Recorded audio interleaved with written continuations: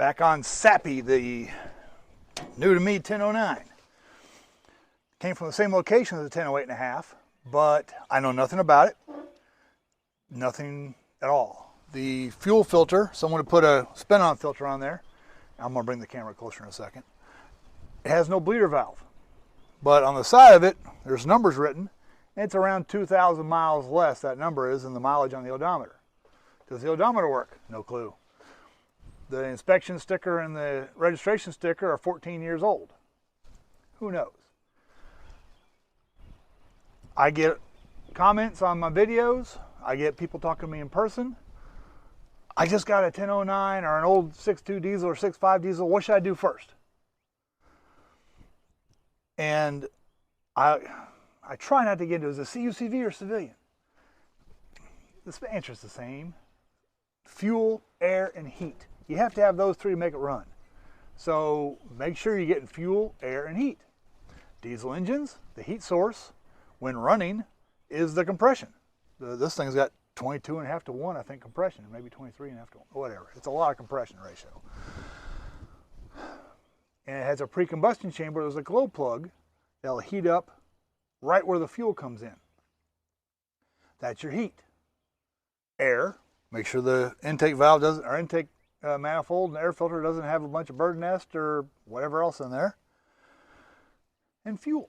Well, I have no bleeder on that filter to crack open and turn the engine, pull the pink wire off the injection pump and turn it over to see if I get fuel coming out. I just gotta try it. But no matter what, civilian, military, whatever, dealing with a diesel and glow plugs and that kind of stuff, the technical manuals for the military CUCVs is so great about that. Start with the batteries. You have to have two good, charged, load-tested batteries. I have tried this, and just a few months ago, I started on the 1008.5. And I just had we tried a couple batteries that just held the wires, hooked slave cable up, wouldn't go. Put good batteries in there, fired right up. All right. I tried this one here. I put batteries that hold dead enough not to use, put them in here. I got a little glow at the lights and the dash, and I put the slave cable up, tried cranking it. It would crank, but the glow plug light was on the whole time, never turned off. I looked. I'm going to show you that in a second. Glow plug wiring's messed up. But I went and got two new batteries. I would suggest you have two known good batteries that have the right voltage and are load tested at least 850 amps each, cold cranking amps. Otherwise, you're just going to be chasing your tail. All right, that public service is over. Fuel, air, and heat. So let's pull you on in here. I kind of showed this in my introductory video. The glow plug, I'm going to walk over there. Let me zoom in and walk over there.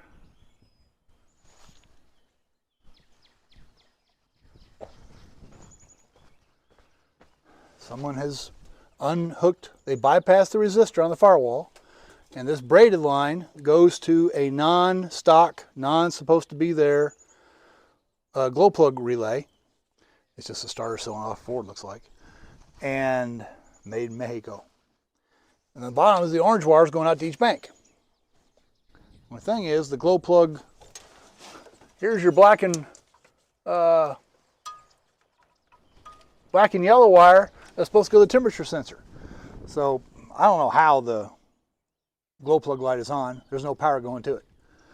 I put this thing, a bypass or a remote start switch, over the glow plug relay, try to hotwire it.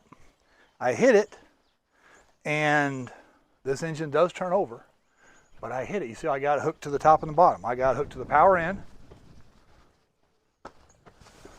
Power in, it's 12 volts. Power out to the orange wire down there. I'm just bypassing this thing. That's all I'm doing. So I'm just going to hotwire it. Well, I tried that. Got inside, turned the key on, and I had that control switch hanging over the door. Voltmeter didn't move. It's like, that's not right. So let's check out the glow plugs. I've done several videos on glow plugs. I pulled all 8 of them out of this one. Delco 60G. In fact, they don't even say, it says AC Delco. You can see that, yes. And then it has a 0 to 100, 271, 107, 10.5 volt, okay? It does not say 60G, but that is a 60G. This one,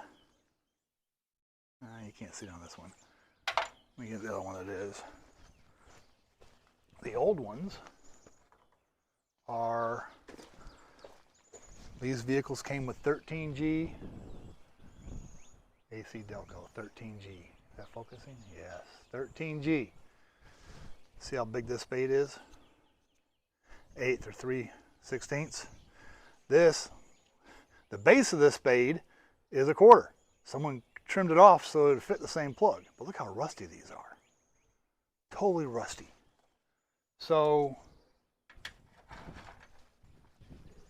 me pulling the hot wire switch wasn't doing any good because 1, I figured maybe the glow plugs are all bad, and 2, the connections were so cobbled together, so rusted up. I mean, look at these.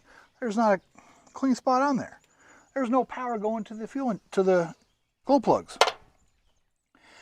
So I pulled them all out, and the plugs were actually rusted to the wire were rusted to the plugs. So I'm going to cut the ends off all the wires, and I'm going to put 1/4 inch female spade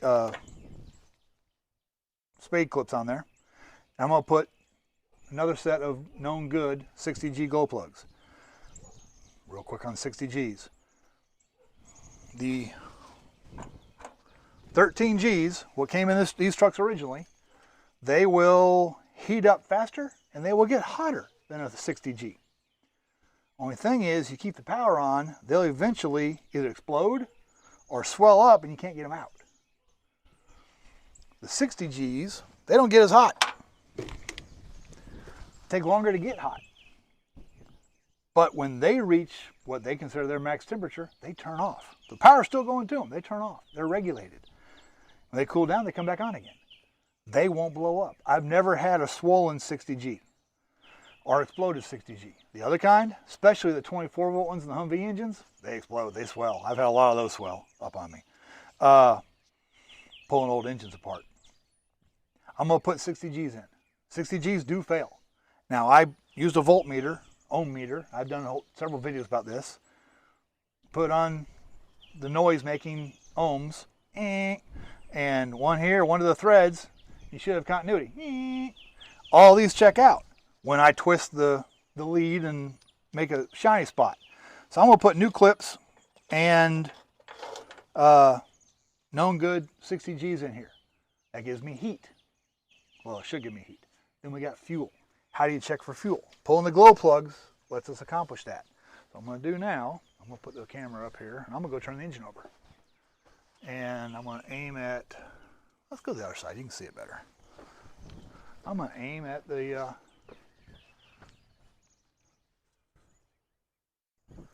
okay. There should be a fog of fuel coming out as I'm turning the engine over.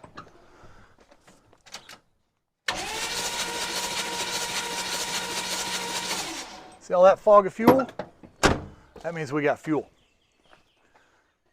It smells like diesel too. Yeah, we got fuel. So, we got air, we got fuel, now we need heat. So, is the injection pump good? Who knows? But it's putting fuel through it. That's good enough for me right now. And all I'm trying to do is make this thing start so that I can see if the transmission works. The steering works, I don't know.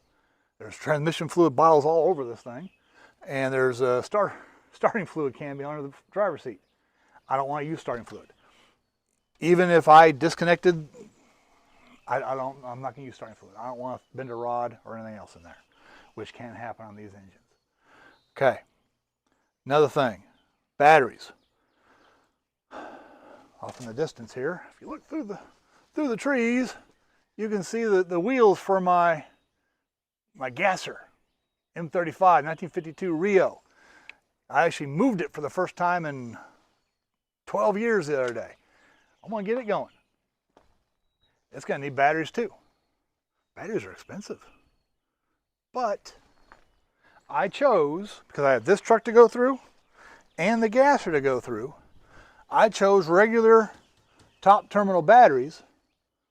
I bought a set of these because I can put the adapters that have the little stud on them on these style and they last. If you buy the ones with the stud instead of the terminal and you have the screw-on terminal, they melt if you don't get them tight enough. So these batteries I'm planning on using on this truck and the gasser. And if they both end up running perfect, as money allows, I'll buy a set of stud batteries for that truck. But these are Group 31-5 batteries that fit the 1009s and fit the deuce and a halves. Just the terminals are different. I have found it's more reliable and easier to go from the terminal type to the stud adapter than from the stud type to the terminal adapter. That's my preference. That seems to work very well for me. So, okay, fuel, air, and heat. Known good plugs, gold plugs, and if you have 60 Gs on a stock vehicle, you have to change out the end connectors. I'm going to do that in a few minutes. And batteries, you got to have cranking, because the cranking speed, I think it's 180 RPM on the start, on proper charged batteries, proper functioning starter motor. You have to have that to get enough heat to get the combustion with the diesel. Gasoline engines normally 120, 130 RPM, not near the 180 the diesel needs. So start with batteries. Start with batteries. If you have a bleeder on your fuel, you can just pull the pink wire on the fuel filter, open it up, turn it over, and if you get fuel coming out, you're good. You're going to have fuel eventually the IP. Put the pink wire back on and start it. I didn't have any heat. I'm going to fix that. We now have fuel and air, so we should be good to go. I'll update as we go along. Hopefully this is helping people out. Thank you for watching.